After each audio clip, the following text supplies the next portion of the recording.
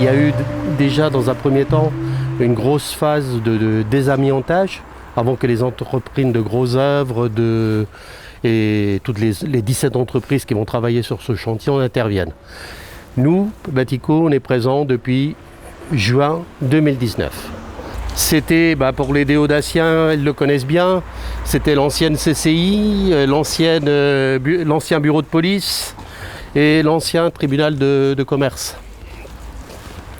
Donc le but des architectes, c'était quand même de préserver ce patrimoine de la reconstruction. Donc là, ça sera la future entrée. Les premiers travaux qui ont eu lieu, à part la démolition qu'on verra dans la cour intérieure, c'est tous les travaux de démolition intérieure. Que ce soit au niveau du sous-sol, que ce soit au niveau du rez-de-chaussée, que ce soit au niveau de l'étage, tous les planchers ont été renforcés par une structure métallique.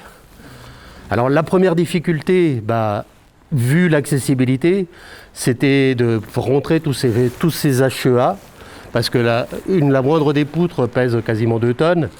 Donc il a fallu faire preuve d'ingéniosité, et les compagnons se sont employés justement à faire tout ce qu'il fallait. Donc on a travaillé un peu à l'ancienne, percer des trous, des palans, mettre en place les fers un par un, les souder, et après, ce qui se passe, c'est que comme c'est un bâtiment public, il faut le protéger contre le feu, et donc il y a un flocage qui a été réalisé.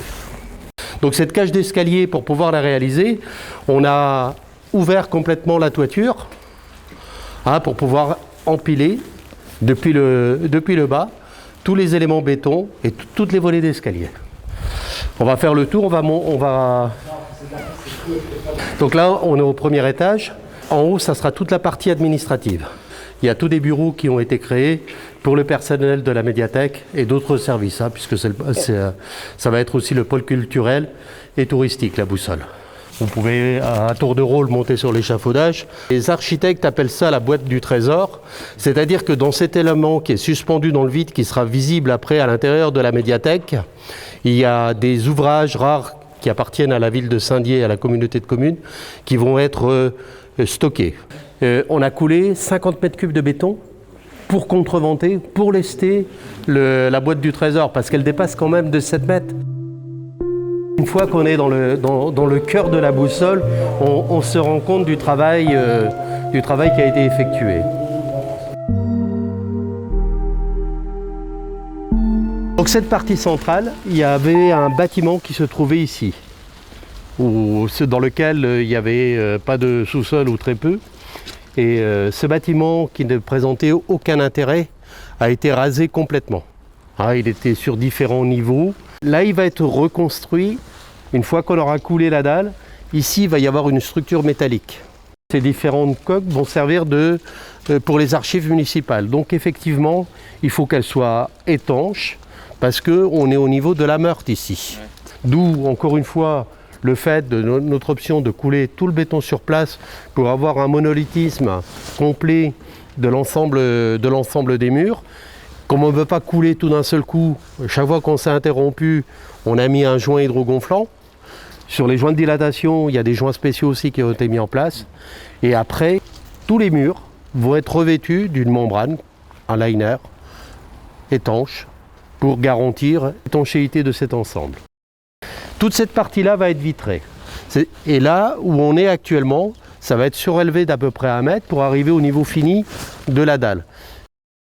Et tout ça, ça va être un jardin qui va être recréé. Ça veut dire que les personnes pourront prendre un bouquin et puis aller lire tout simplement dans la verdure.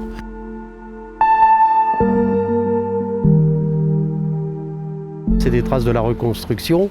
Donc le but, encore une fois, c'était de faire quelque chose de moderne, de fonctionnel à l'intérieur de ce bâtiment, mais sans trop impacter l'architecture existante.